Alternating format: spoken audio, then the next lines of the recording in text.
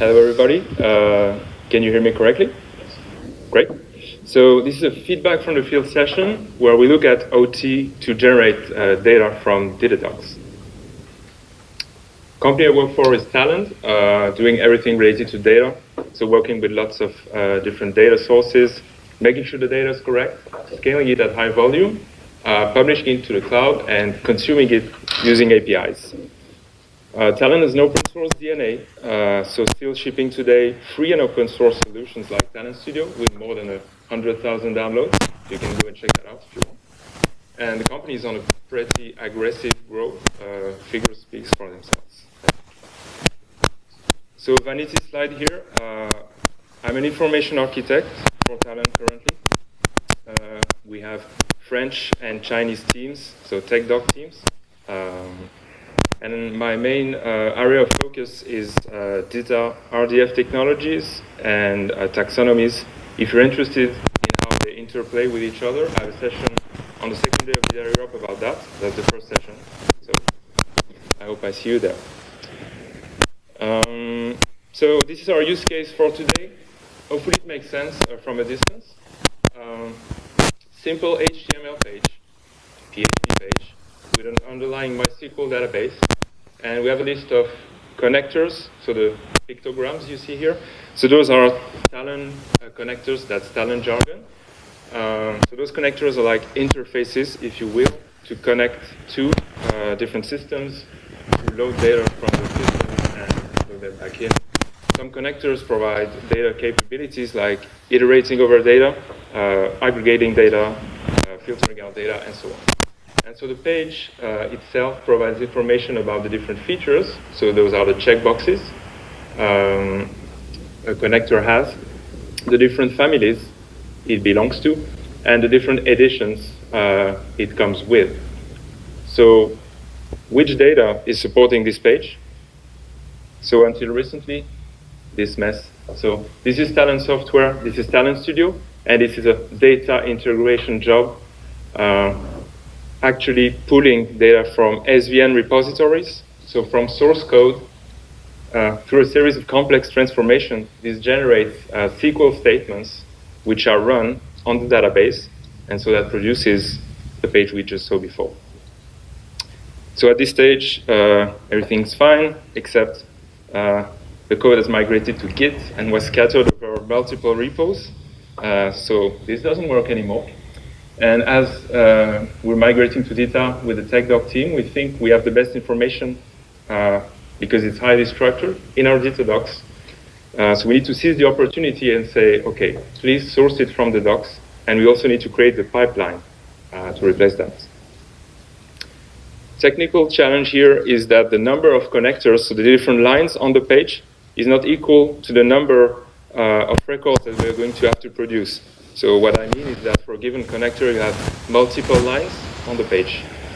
Data facts, how is our data doc structured for this doc set? So we have one data map per connector. With each data map has a concept container topic and one reference topic per feature. The so-called families are found in each reference topic, keyword, keyref, and the additions are just map metadata, so prod name, data, conref. So what we need to do with the OT is normalizing our maps first. So this does several things for us. We run the data trends type on all our maps. So we get rid of the conref in the map metadata. We get the labels in keyword, keyref in the reference topics, retaining the keyref, by the way. And we also get all the short desks pushed up the map that's in the merged map, which is output by the normalized transformation. So that's nice that we get the short desk in the map so we don't have to later go within the concept topic to get the short description. So once we've done that, we just map the data and using XPath from the top of the map to the bottom within the topics, we fetch the connector name, that's the title of the data map. Then we fetch the short desk in the merged map using the type attribute set to concept that comes with the normalization. And since we have only one concept per map, we can just identify it this way. Editions, just map metadata, simple. feature, so the existence of or presence of reference topics in our maps will generate the different checkboxes, so whether the feature is there or not. And this is time features, so up to 5 or 6 features. For families, we have no other option to go into the topics, and we know it's the keyword keyref. We then need to remove the duplicate, so that's the distinct values function. And with all those data points, now we need to use XSLT at the top, iterating over the normalized data maps. And then we need to dispatch, actually, the different data points in the proper order that the SQL database expects, which is matching, actually, the layout, because that's a legacy database. So the proper order we're interested in is the connectors, families, edition, and feature. So we use for each group and current grouping key to dispatch this information properly. And we use the number function because the SQL statements need zeros and ones, so we need to change that. So for a given number of connectors, we get a lot more records generated. So just before we drill into the setup, as we're taking over this project, you've seen the page. It's documentation, basically. But it's a legacy page, and we can't integrate that in our health portal currently. So the least we can do is promote the docs by adding an indirect link with a connector name within. So users of this page will go back to the docs and hopefully get examples and more information. Another thing is when you load several versions into the database, then you have some information in the consolidated source. And you can just say, is this connector first released when you select the version in the dropdown? And if it's the case, then you just add that with a very simple SQL query. So technical setup for this job is using Gradle. So first we download DITA-OT from GitHub. We provide our 1,000 input maps to the DITA-OT Gradle plugin with a nice expressive and simple API. So with 5 lines, it's very declarative. We use the file tree as well to normalize our data maps. Then we run the XSL using Saxon Gradle to generate the SQL statements. At this stage, we can take benefit of the Gradle continuous option. So the XSL doesn't work right off the bat, so need to iterate over and over to get the proper SQL.